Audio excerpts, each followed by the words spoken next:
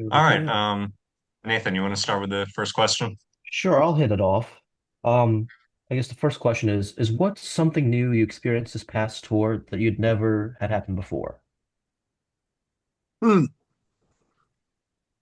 What is something new, as you're saying? Is that what you Yeah, mean? yeah.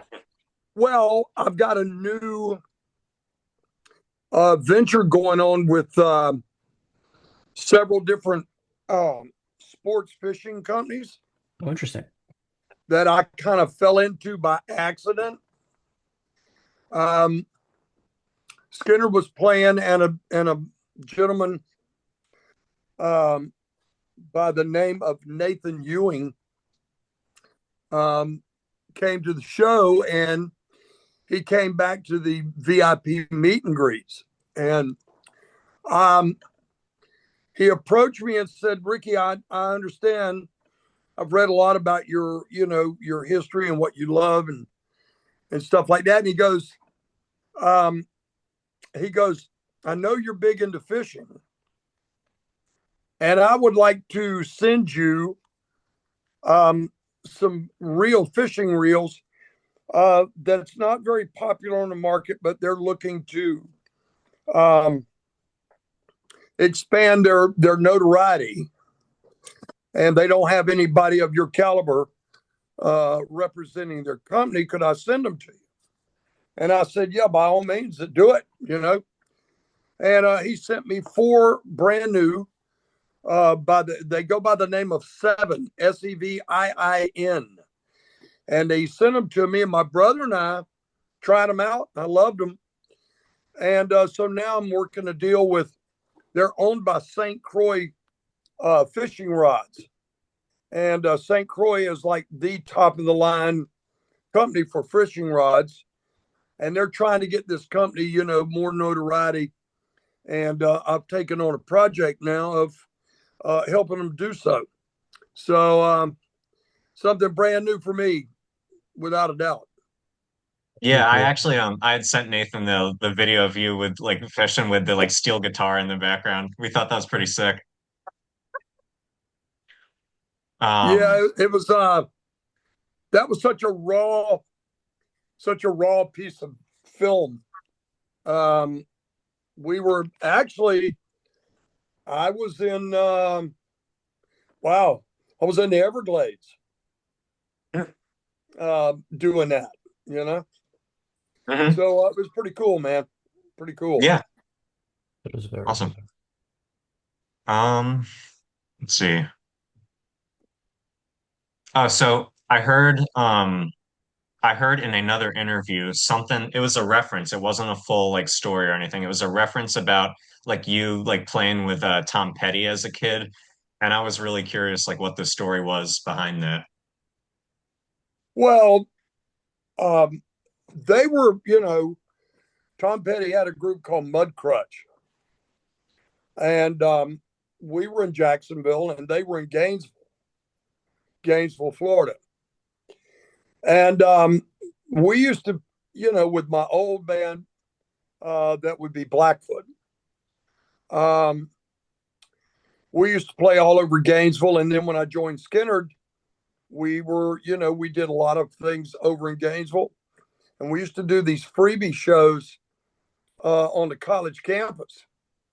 And several bands would set up and their equipment, and we'd all, take turns playing and jamming, and the whole bit. But I got to know Tom somewhat, and then what ended up happening was is that Tom Petty went off to California. Skinner stayed in Jacksonville, and I went off to New York. And I never got a chance. It was sad because I never got a chance to reconnect with him. Um, even while Skinner was touring, we crossed paths a couple of times, and I did run into Mike Campbell, but that was about the only time that I ever got really close to reconnecting with Tom and saying hello to him. And then, as such, he passes away, and that was it. Mm. It must have been like probably an unexpected death because he was older in age. So, and the way he died, wasn't great. Well, we were all about the same age, you know, Hmm. and yeah, it was too bad the way, it's too bad the way a lot of these artists go because, you know, if you, when you're young, of course, you want to indulge in all the party goods and the, you know, everything like that. You think you're non-destructible. You know what I mean? Yeah. We're all destructible. And as I've often said, my grandfather told me one time, he goes, look, we're all living here on borrowed time. And, Hmm. the more you commit, the less time you get. And it never really hit me till later on in years. And I was like, wow, okay, that's true. So, the biggest thing is, man, is I learned early in my life to get out of all and I'll be free. I mean, I'll be freely to admit, I had my share of drinking and drugging and all the fun party things that goes along with it. But unfortunately for me, um, my parents had a big thing to do with me deciding to, give up the extracurricular activities. Doesn't mean that I left women alone, you know, but it does mean that I left the drugs and the alcohol alone. I quit doing that stuff when I was about, oh, I don't know, somewhere around 34, 35 years old. And I never went back. And nowadays, it's interesting because um, I'm a I'm a lightweight when it comes to drinking. Oh, Um, me too. Yeah, I just entered my first year of college, so it's easy to tell. so I'm just I'm about a one beer person, you know, Hmm. or a one glass of wine person. I do love good Malbec red wines, Hmm. with dinner. But I'm a lightweight when it comes to that anymore. And I definitely stay away from all the other stuff. Yeah, that's cool. I didn't know that about you, so I'm glad we were able to talk about that. You want to take the next one, Nathan? Sure. Um, I know you referenced Blackfoot. We can get into the history of that a little bit more later. But what is something you wish that people understood more about the racial politics attached to the history of Leonard Skinner? Well, The racial politics, he said. Yeah, the racial politics. yeah. Understand something in the time period that the band was around.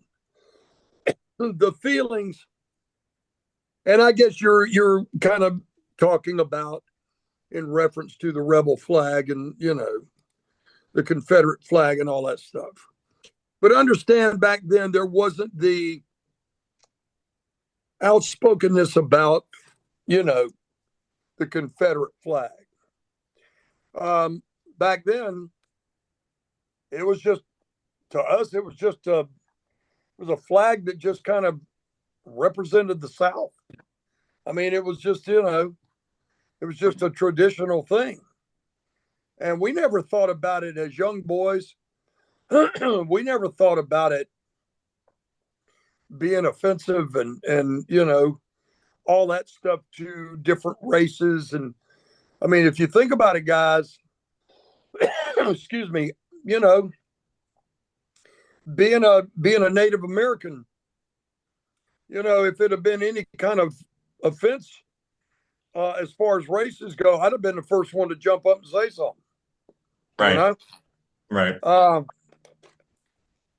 but it wasn't until all these other radical groups started adopting that as their symbol And it wasn't until then that it became an issue.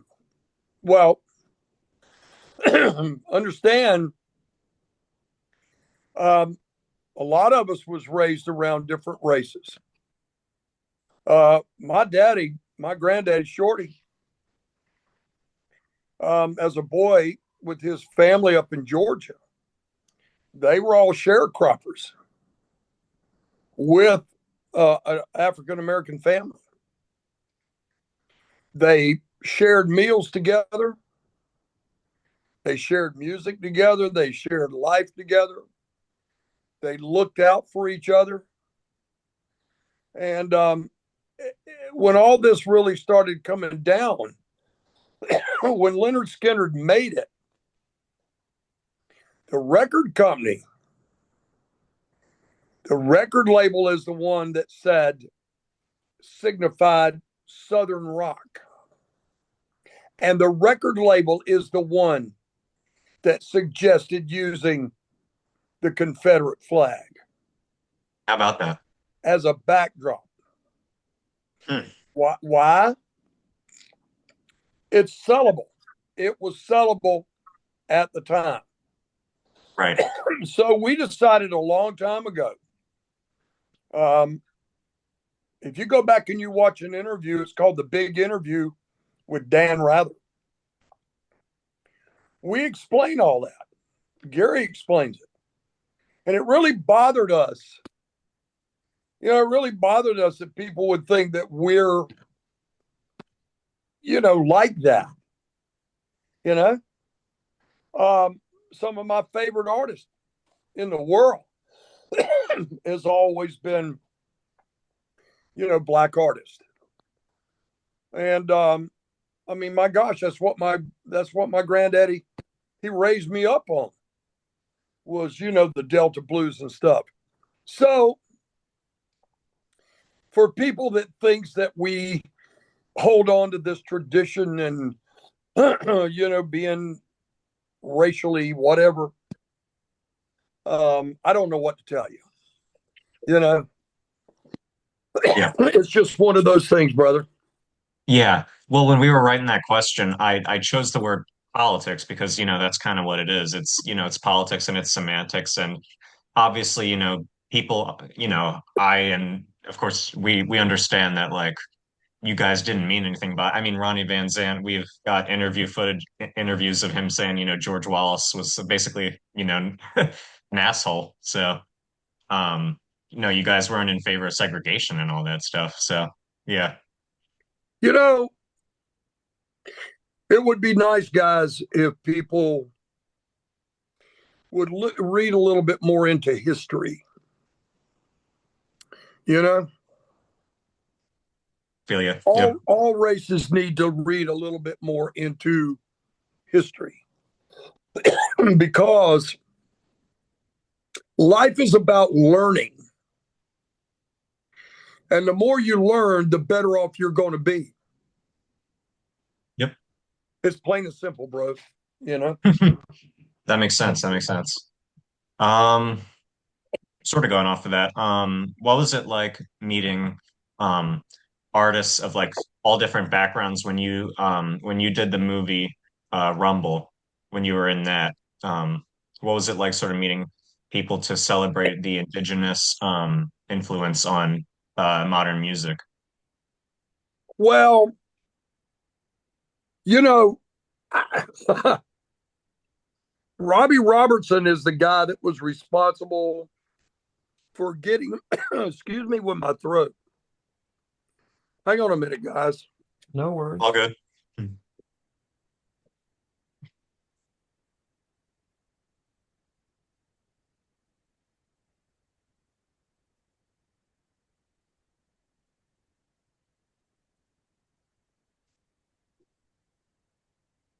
Robbie Robertson, Robbie Robertson was one responsible for me getting into the Native American Music Hall of Fame.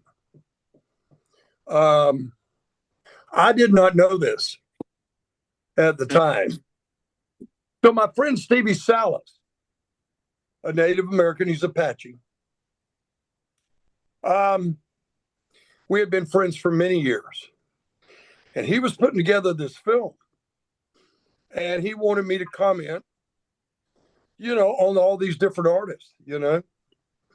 Unfortunately, a lot of my segment was not in there, which really kind of bothered me because I had a lot to say about quite a few of those artists, especially about Robbie Robertson and Jesse,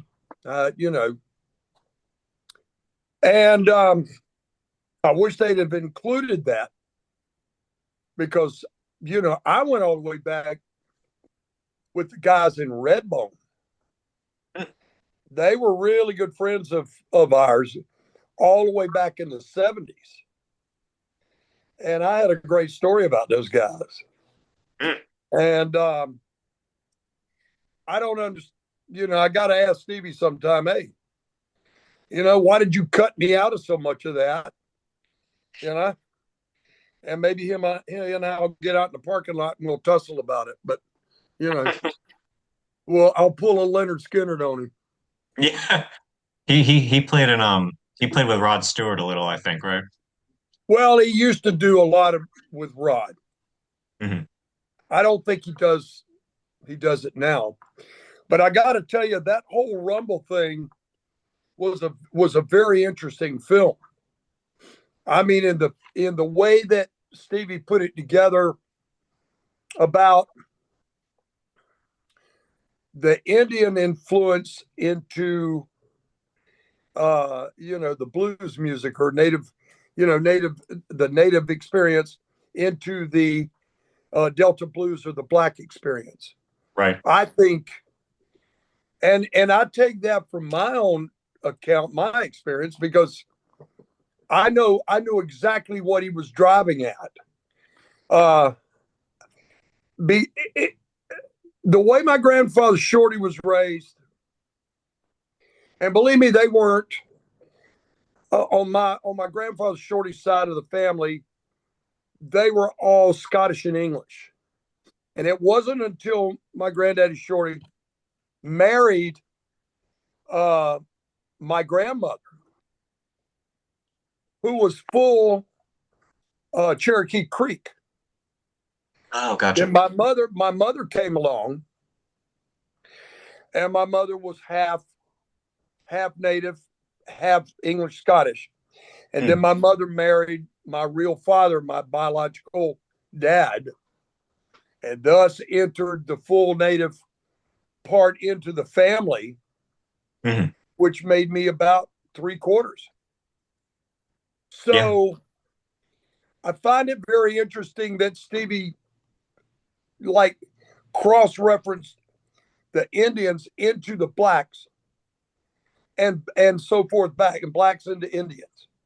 And if you understand in history, if you go back and you look, a lot of native tribes would protect the runaway slaves, would bring them into their villages and hide them out. That's very, very known, but you don't find this out in school. They omit that. In reality, a lot of native history is omitted from school altogether.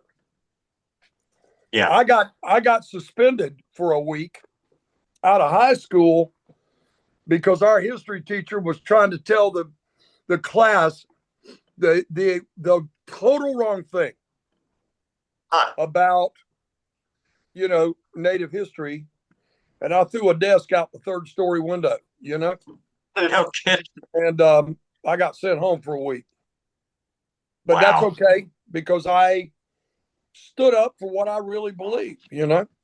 Yeah. And so you know what? That film, if people will watch it, you don't really realize how many native people have been in the music business and had big influence in the music business. So, I mean, Absolutely. I was happy to play with my old band Blackfoot, because you had me and you had Jackson, native, Greg, native. Charlie was our only white boy in the band, and great players. And you know what? It was a great time in our young lives. You know what I mean? And because of Absolutely. the Yeah. because of the business, the way the business is, guys, it turned out like it did. You know what I mean? And Yeah. that's history. What can you say? Yeah. Let's see. Nathan, you want to do, I think number six we're on. Yeah, yeah, yeah. Well, since you just mentioned Blackfoot, this is a good turning point. With Hmm. Blackfoot obviously being mostly an Indian rock band, did you guys ever experience any trouble producing music due to discrimination in the music industry? Not at all. I mean, you know what? We set out to, we, but all of us wanted to make our mark. Um, when I walked out of, when I had to walk away from Skinner the first time, um, I knew I knew that the chances of walking away from that band, might mean they're going to make it. And if they did, I'd have to live with that.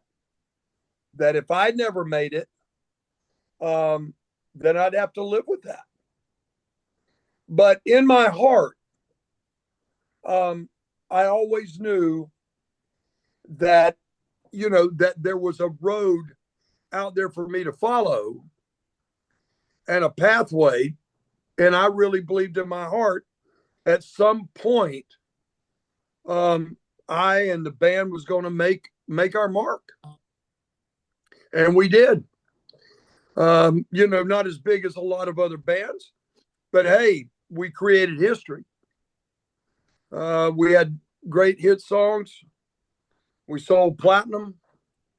What more can you ask? You know? And now, as it turns out, here I am back in Leonard Skinner, have sold platinum with those bands, Oh and yeah. with that band. And it's interesting. Um, I've been very blessed and fortunate because here I am. I've been with two great Southern rock groups. And not a lot of people get a chance to do that with one band. And I was able to do it with two bands. And I feel like I don't know, feel like I've always had this shining star over me and have walked a good path. A lot of ups and downs, but hey, everybody has them, you know? Yeah. Absolutely. Let's see. I hope that Um, answered his question. yeah, yeah, you did. Definitely, yeah, I'd say so. Yeah. Um, so I'm really curious about your time at Muscle Shoals. When you when you and Skinner did the I don't know The Muscle Shoals collection. yeah, that I heard the story about you sitting in on when the Staple Singers recorded "I'll Take You There," and Yeah. I was curious if you had like any other really cool experiences like that with other sort of prominent artists. Yeah. Um, you know, the best experience I can tell you about Muscle Shoals is that we were so green, Skinner was when we went there. We didn't know nothing about professional recording. And, you know, well, I mean, think about it. I was only 20, 21 years old, Mhm. and never been in a real, what you call a real studio. And oh my gosh, we learned so much from them guys. And I'll always be grateful to Jimmy Johnson David Hood for all that experience, and um, best time of my life. One of all those original songs cut there. I had the great opportunity. I was not only the drummer on all those songs, but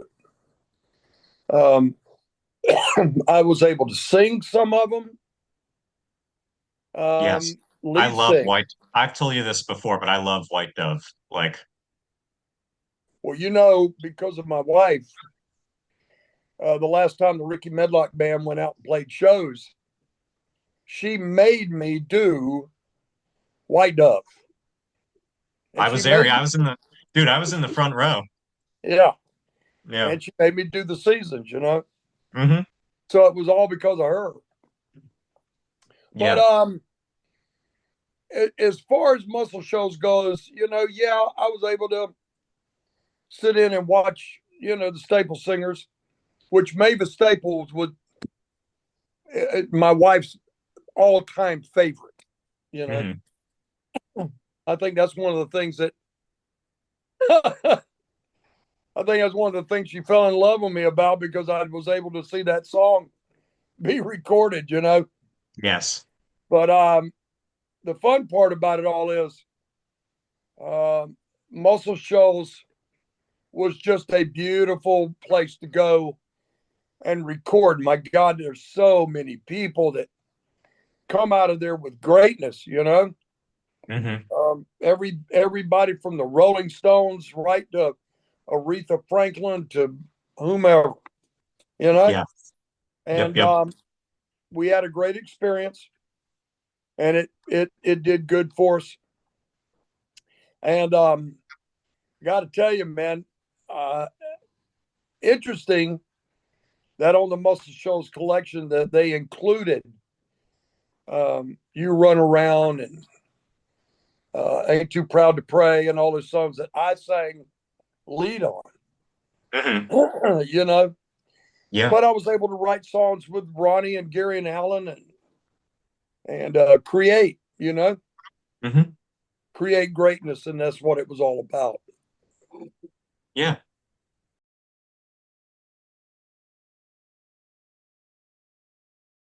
All right. Oh, this is kind of a downer. Is real music dead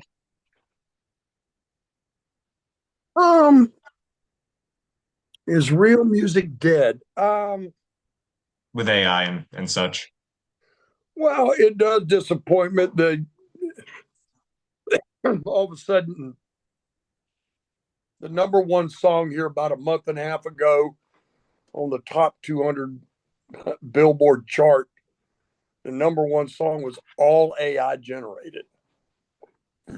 What one was that? Do you know? I forget the name of it, but it was on the top 200 country Billboard charts. I mean, Country, of course. what the fuck? I mean, wow. Look, I was like, wow, you know, we can't do better than that. You know what I mean? Um, Yeah. and then if real artists create songs, then it's going to get to be what chance do they have? You Right. know? Yes. So is real music gone? Not yet. And I hope that it never does, but boy, it's on the minds of everybody. Hmm. You know what I mean? AI is on the minds of everybody. Yeah. And I think they're going to have to regulate, they're going to have to figure out how to regulate AI Yeah. to where, it doesn't impersonate people's, you know, Yeah. and all this stuff because that's dangerous. It totally is. Yeah, I'm very You much know what I against that. mean? It's real dangerous, Ted. I mean, personally, like I think it's this not it's I think it's the start of the downfall of a civilization, you know? I do. Yeah. Yeah, Yep. I do. But I mean, the next thing you know, we're going to have, you're going to have robots as waitresses and robots as delivery men and mailmen. And, yeah. all of a sudden you look on your plane and here's a damn robot getting in the pilot seat. And, like, Yep. it's coming. That'd be interesting, a robot flying a plane. I don't think I would I'm not travel. sure I'd be willing to do that. No. Nope. No, sir. Because what if the robot had a glitch? Yeah. Yep. You know what I mean? Hmm. So, wow. You Yeah. bring up a really good point there, dude, Hmm. about real music. Yeah. It's not dead yet, but boy, I can see a day when it might be coming. You Yeah. know, we'll see. Well, yeah, I really hope not, but um, let's see. All right.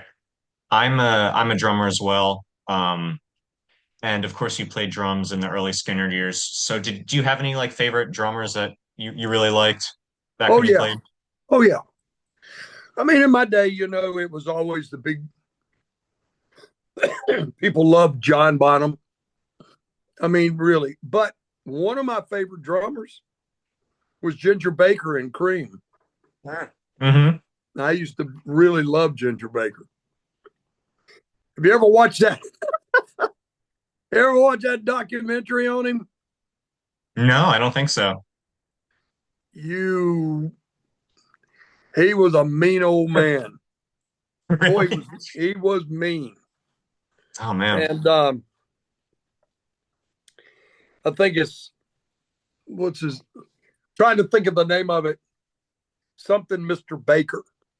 Hmm. But you'll be able to find it. Just research it out. Yeah. But Yeah. he he was something else, man. Yeah. He really was. I'll have to report back to you about that because that sounds Do funny. that. Yeah. Um, personally, I like Neil Peart a lot. I got tickets to see Rush this summer, and you know, they're He yeah. what a badass that guy was. Oh yeah. Oh yeah. Woo! Oh yeah. Dude, and Geddy Lee and Alex Lifeson and Neil Peart, those are the three that you would want in In your the old band. Blackfoot days, we did several shows with them. I know, yeah, I was gonna bring that up. Yeah, Yeah, yeah. quite I a. think that was before Neil joined, I believe, because it was like 74, I think. Well, I don't know. This was a little bit later Hmm. when Blackfoot had its first, had the hit record out, Strikes. We did some shows with them, and Neil was playing. Nice, yeah. What a Did you get badass! yeah, you got to meet all of them? Or Oh yeah, that's awesome. yep, yeah. He was Cool. a badass. Yeah.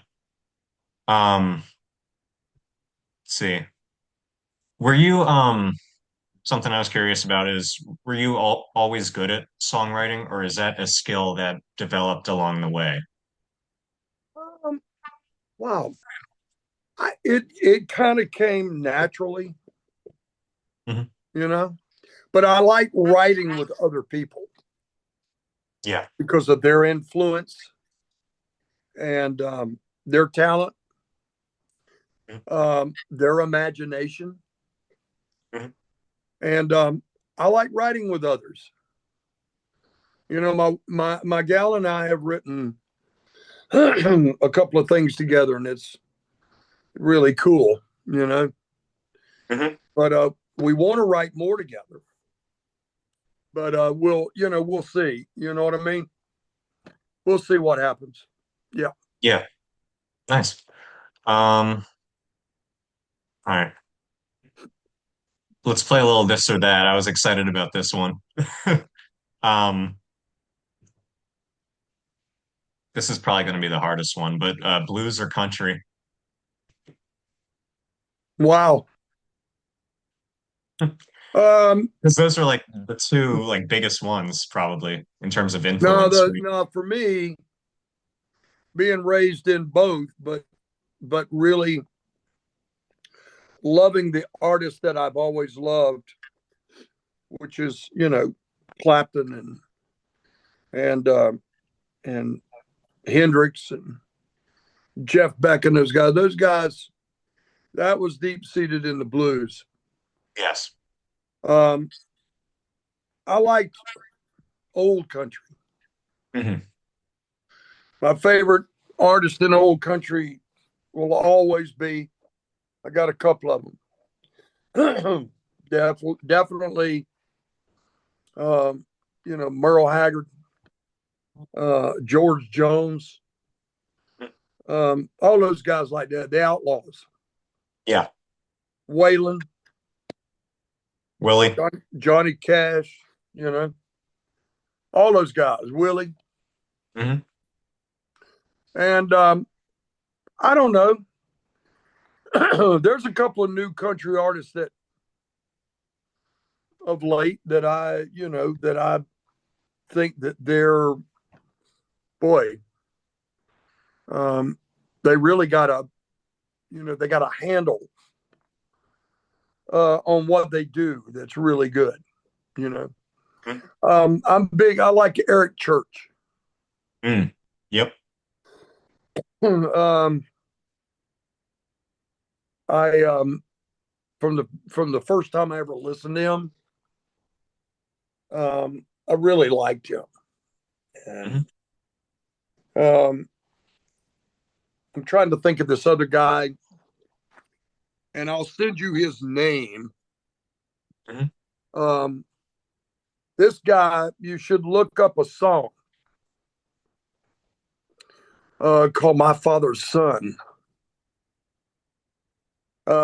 You can look that up real quick. He's Hardy. new. He's new, but he's not new to writing for other people. I'm trying to think of his name right now. I got names going across my head. Is it Hardy? Huh? Is it Hardy? No. Stephen Wilson Jr.? He's a partner of Hardy's. But they're friends. Good friends. But he wrote this song and he's got this album out. Man, I listened to it a lot. And the one song, "My Father's Son," boy, really strikes a note with me. Every time I listen to it, I think of my old man. And I'm sorry I can't think of the guy's name right off, but I looked at it said Stephen Wilson Jr. That's it. Okay, That's it. Yeah. Yep. And what you ought to do is he's got an interview out right now, and you're going to learn something very fascinating about this guy. He's a college educated scientist, a freaking scientist. That's something. That he took a left turn on a red light. I got that reference. He took a left turn on a red light and wound up being an incredible songwriter. One of my favorite Blackfoot songs, by the way. I'm telling you. Yeah. If anybody ever took a left turn on a red light, it's him. Yeah. But there are these artists that I really, in today's country, that I really got a lot of respect for. Yeah. But anyway. Yeah. I'll tell you who I listen to. You're gonna go, what? But there's a black artist in country. His name is Shabuzi. Yeah, I know him. Yeah. And he's got some interesting stuff. Yeah.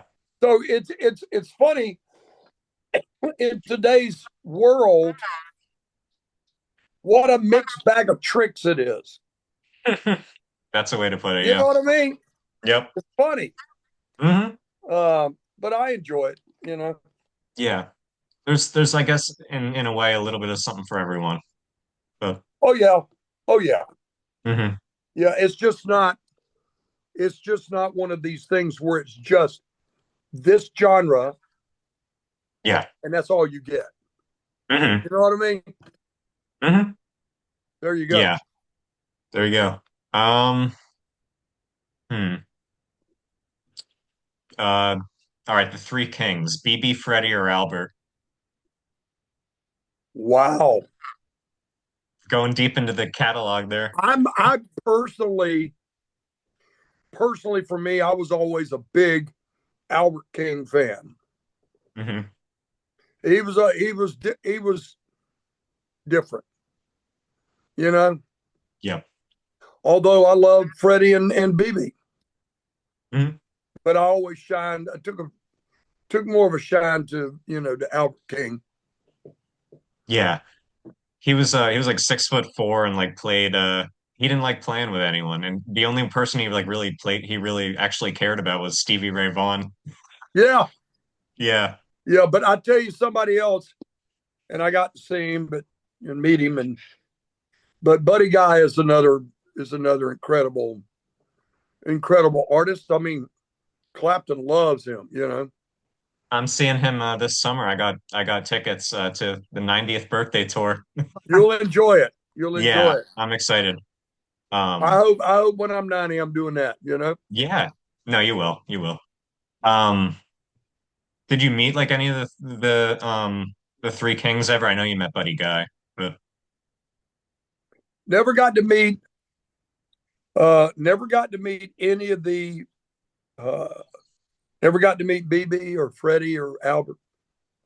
Wish I could have. mhm. Now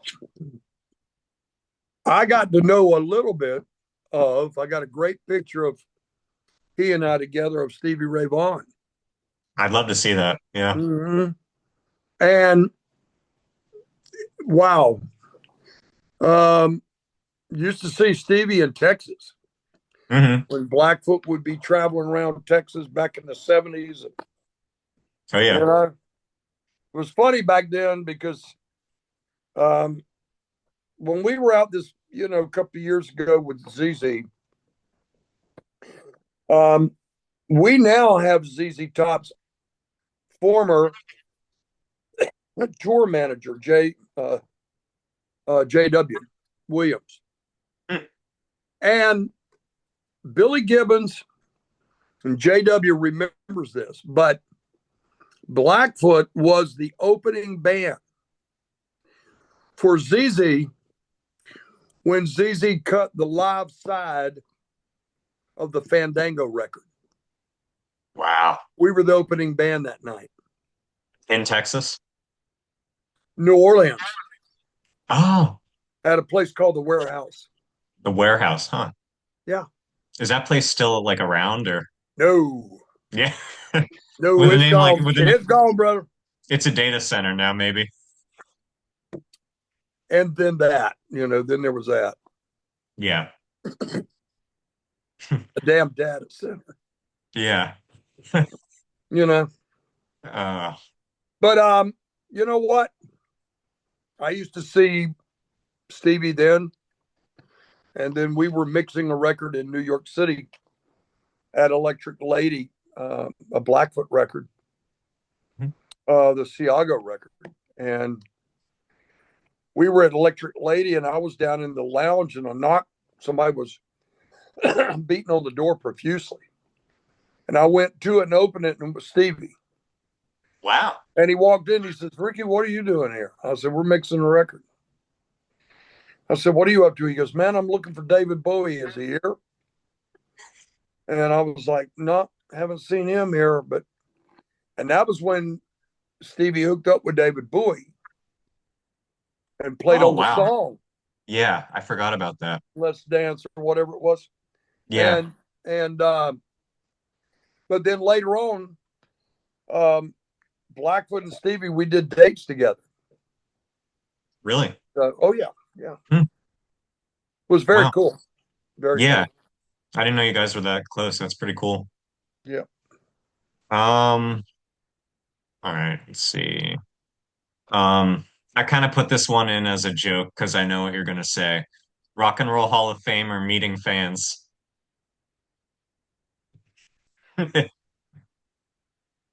Well,